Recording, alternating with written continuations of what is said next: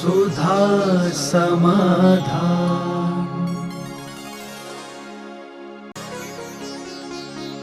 नमोस्तु गुरुदेव। मुनिराज, चातुर्मास के बाद पिछी परिवर्तन क्यों करते हैं? कोई कारण नहीं है। चातुर्मास के बाद आप लोग मिलते नहीं हो, उसे बदल देता हूं। मूल कारण है, वैसे पिछी परिवर्तन का कोई भी प्रावधान आगम में नहीं। हम लोग जंगलों में रहा करते थे, तो जंगलों में पुराने पंख तोड़ निकल जाते थे, नए पंख लगा लेते थे। प्रतिदिन नई पिछी होती थी और प्रतिदिन, चूँकि अब और इतने सारे पंख भी नहीं रखना पड़ते थे।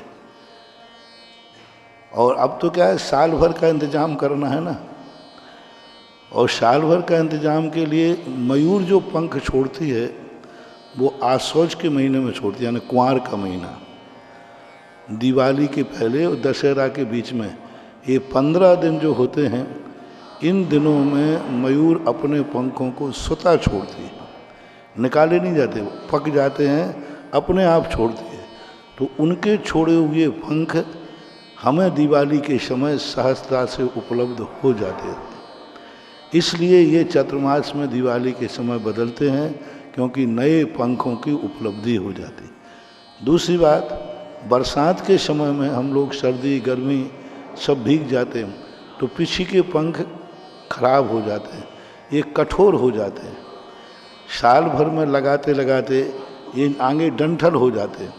तो डंठल हो जाने से जब जीवों को हम लगाएंगे तो चींटी आदियों को तकलीफ होगी, चुभेगी। इसलिए दिवाली के लगभग पिछी को परिवर्तित कर देते हैं।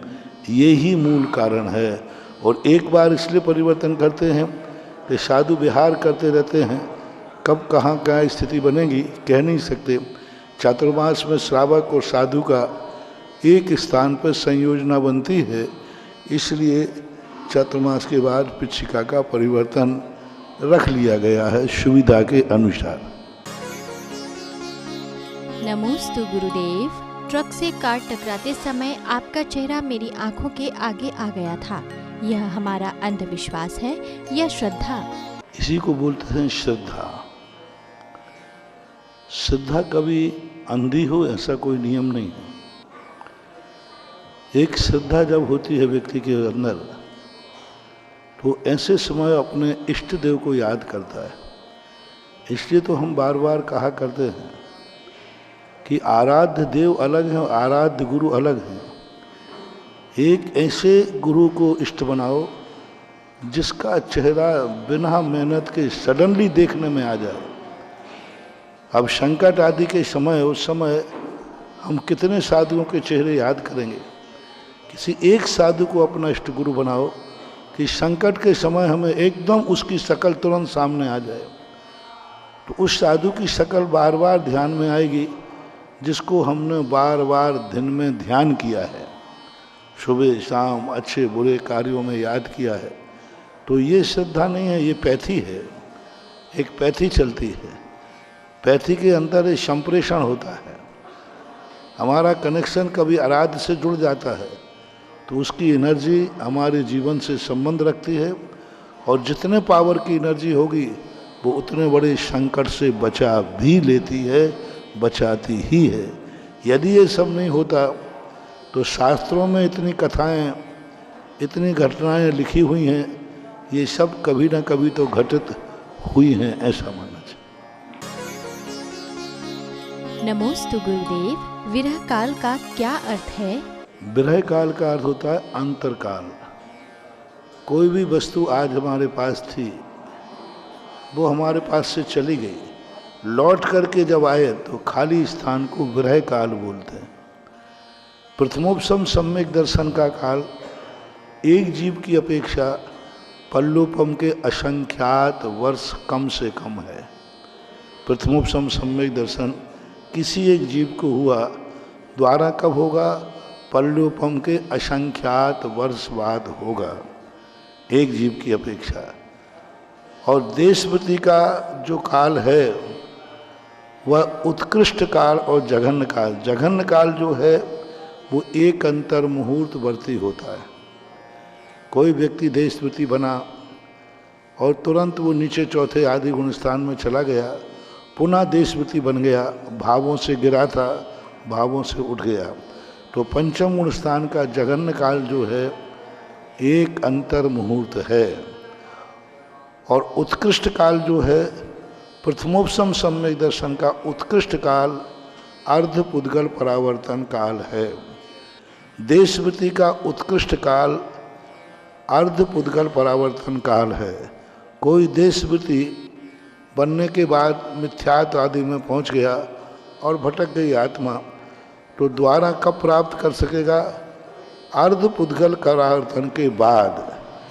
तो देशपति का और प्रथमोपसम सम्यक दर्शन का उत्कृष्ट काल ब्रह काल बराबर है अर्ध पुद्गल परावर्तन काल। जघन्य काल प्रथमोपसम सम्यक दर्शन का ब्रह काल पल्योपम के असंख्यात्मा भाग प्रमाण है, और देशपति का जघन्य काल एक अंतर मुहूर्त प्रमाण है।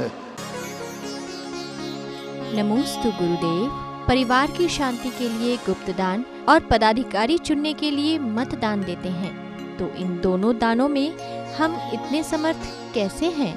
मतदान में भी गुप्त मतदान ये अंग्रेजों की देन है। पहले जो भी होता था सामने सामने होता था। हमारे यहाँ भारत में पहले मंदिरों के समाज के चुनाव होते थे, हाथ उठा के होते थे। पूरी सभा बैठी रहती थी, नाम प्रस्ताव करते थे, सब लोग हाथ उठा देते। पहली बार तो सर्वसम्मति से होती थी। एक व्यक्ति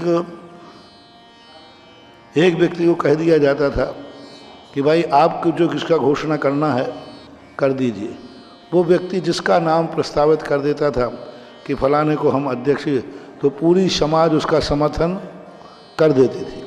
धीरे धीरे इसमें बड़ी विचित्र स्थिति आने लगी, तो हाथ उठाए जाने लगे कि भाई फलाने का नाम आया, हाथ उठा के समर्थन करो।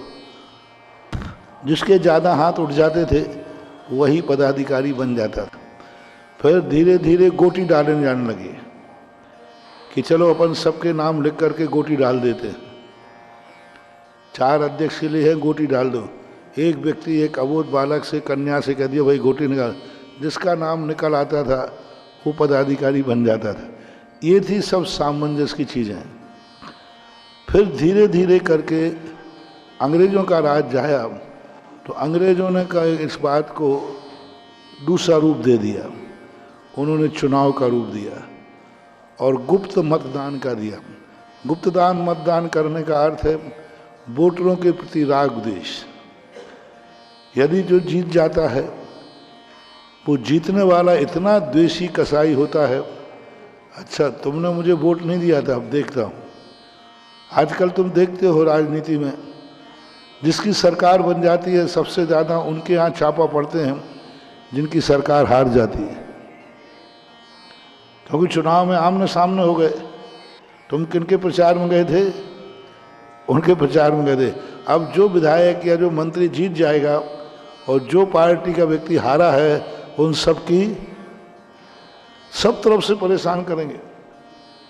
जीती हुई पार्टी हारी हुई पार्टी को जितना दुख पहुंचा सकती है और जहां से उसको वोट नहीं मिले दुख पहुंचाती, ये आज की दुर्नीति दुष्ट नीति ये बहुत खतरनाक है। राजा हारने जीतने के बाद कायदा से जो राजा जीतता है हारने वालों से द्वेष नहीं रखना चाहिए, क्योंकि हारने वालों का भी वो राजा है नागरिक।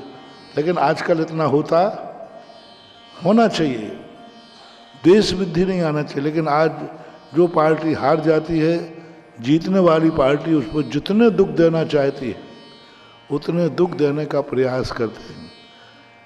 अब वोट देने वाले को, क्योंकि आजकल गंदे लोग खड़े हो जाने लगे, यदि खुल्लम खुल्ला वो विरोध में वोट दे रहे तो उसका मरा हुआ मिलेगा, मर्डर कर देंगे उसके। तो आपसी में राग द्वेष कसाएं न बढ़े, इसलिए गुप्त मतदान करा दिया जाता है कि भाई सामने वाले को पता नहीं चले कि इसने वोट कहाँ दिया है।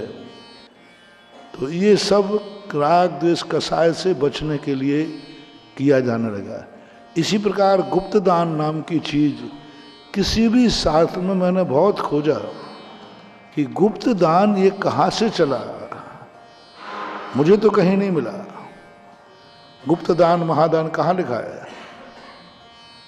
मैंने कई लोगों से पूछा, भाई कोई शास्त्र का प्रमाण दो कि ये गुप्त दान कहलाता है। दिगंबर जैन धर्म की सबसे विशेषता है, उन्होंने एक ही बात कही है, धर्म है सो गुप्त नहीं हो सकता। गुप्त तो पाप होता है, गुप्त पाप होता है, गुप्त अधर्म होता है, धर्म तो उजागर होता है। धर्म और गुप्त तो फिर धर्म कहाँ रहा। लेकिन आज वर्तमान में चूंकि नीतियां बदल रही हैं, इसलिए गुप्त दान को आज स्थान देना पड़ा। 2-3 कारण हैं। पहला कारण है, गुप्त दान देने का सरकार की दृष्टि में आ जाएंगे, सेल टैक्स इनकम टैक्स की दृष्टि में आ जाएंगे, वो परेशान करेंगे कि लाओ तुम्हें पैसा कहाँ से लाए थे। तो एक सबसे बड़ा डर तो एक है, जो बड़े बड़े दान देते हैं। मैंने एक बार कहा था सरकारों से, मैंने कही आप लोग दान के लिए क्यों फ्री नहीं करते हो? दान भी तो समाज की सेवा है। हम ये दान जो आ रहा है ये सब बाजार में आएगा, मंदिर बनेगा, मजदूरों को नौकरी मिलेगी, बाजार में मार्केट में लोहा पत्थर आदि सब खरीदेंगे। तो आप लोगों दान तो एक है, पूंजीपतियों से निकाल करके और समाज के बीच में लाते हैं। लेकिन दान के ऊपर भी टैक्स है और दान देने वाले को पूछा जाता है, इसलिए वो दान चोरी से देता है। और आज देखिए आप, सबसे बड़ी बात, पहले लोग एक्सीडेंट होता था कोई उसको उठाता नहीं था, अभी पुलिस वाले पकड़ेंगे, दुनिया भर का पूछेंगे और का उल्टा वाले तूने मारा है। पर अब कोर्ट से आदेश हो गया कि जो एक्सीडेंटल केस को उठा के लाएगा उसके लिए पुलिस किंचित मात्र भी परेशान नहीं करेगी। तो आज बहुत सारे लोग बचने लगे। तो यही नीति दान के अंदर हो जाए तो लोग सब खुला दान देना शुरू कर देंगे और एक जगह टैक्स लगा दिया जाए। दूसरी बात है, परिवारों में मतभेद। यदि दान दे दिया, दूसरे भाई को ऐतराज है, परिवार को ऐतराज है, एक व्यक्ति दे रहा है, यदि वो खुल्लम दान देता है तो भाई भाई में टकराहट हो जाएगी। इसलिए गुप्त दान। बहू सासू से छुपा के दे रही है, सासू बहू से छुपा के दे रही है। मेरे पास बहुत ऐसे आते हैं, महाराज जी मैं दान करना चाहती हूँ, लेकिन महाराज जी मेरी माँ जी को पता नहीं चल जाए तो अब मुझे भी समझ वो नहीं चलेगा, दे दे।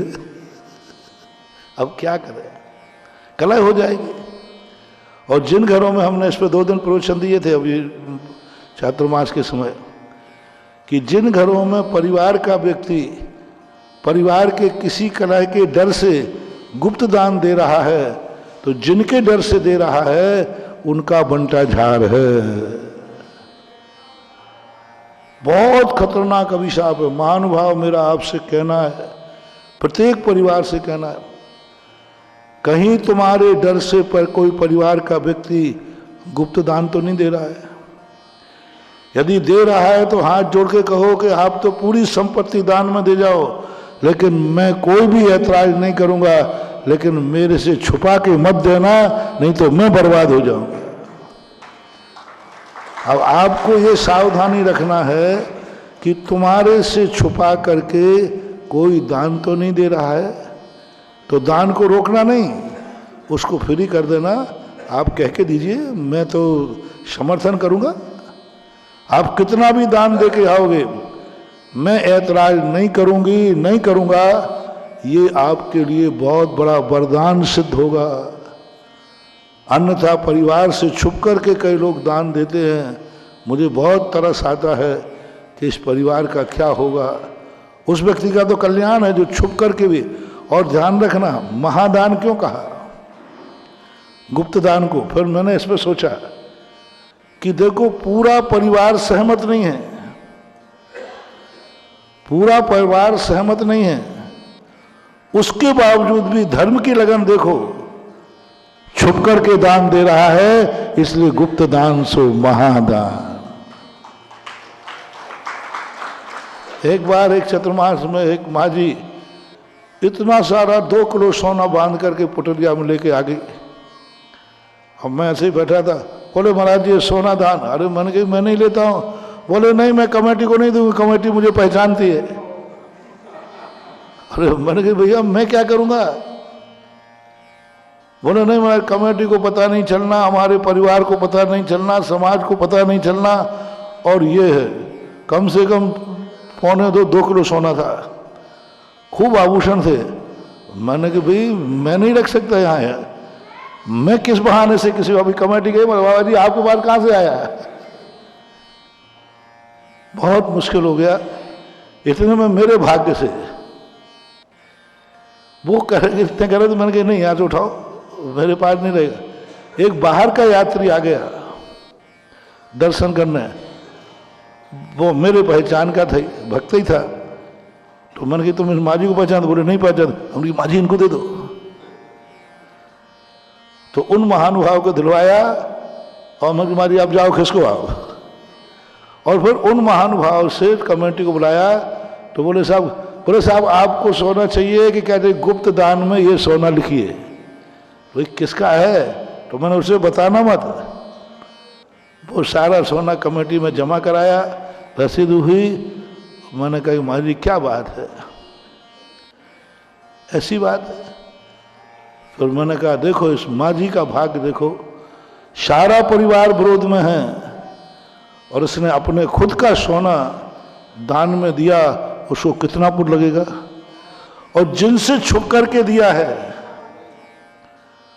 उनका तो बनता जा रहा है। नमोस्तु गुरुदेव। पाक्षिक श्रावक किसे कहते हैं? पाक्षिक श्रावक का अर्थ होता है जो कुछ नहीं करता, धर्म नहीं करता, लेकिन धर्म का पक्ष लेता है। मुनि महाराजों को मोक्ष मार्ग यही है, स्वयं नहीं पालन कर पाएगा लेकिन धर्म का पक्ष जरूर लेता है। इसलिए पक्ष लेने के कारण से उसको पाक्षिक श्रावक कहते हैं। अविरत सम्यक दृष्टि को पाक्षिक श्रावक कहते हैं। नमोस्तु गुरुदेव। ऐसे कौन से पुण्य का उदय था कि मेरे पति ने मंदिर बनवाने की घोषणा की है? तो पत्नी की स्मारक बनाता है और भारतीय लोग पत्नी की स्मृति में मंदिर बनवाते हैं। फर्क कितनी है। ये तो भारत की परंपरा है, माँ की, पत्नी की, बच्चों की स्मृति में कुछ ना कुछ होते हैं। यही सबसे बड़े प्यार का, भारतीय संस्कृति का इजहार है। ये सबसे बड़ी चीज होती है। तो ये संस्कार ऐसे ही होना चाहिए। सुधा समाधान।